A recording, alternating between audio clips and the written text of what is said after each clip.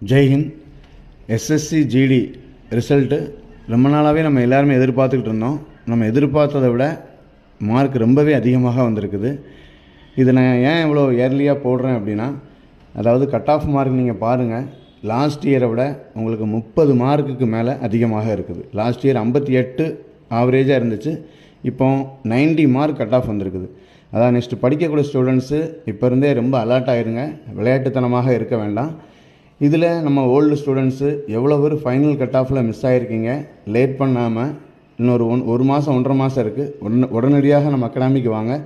நம்மகிட்ட முறையாக online test ரொம்ப ப்ராப்பராக நடந்துகிட்ருக்கு, அதுக்குண்டான ரிவிஷனும் நடக்குது.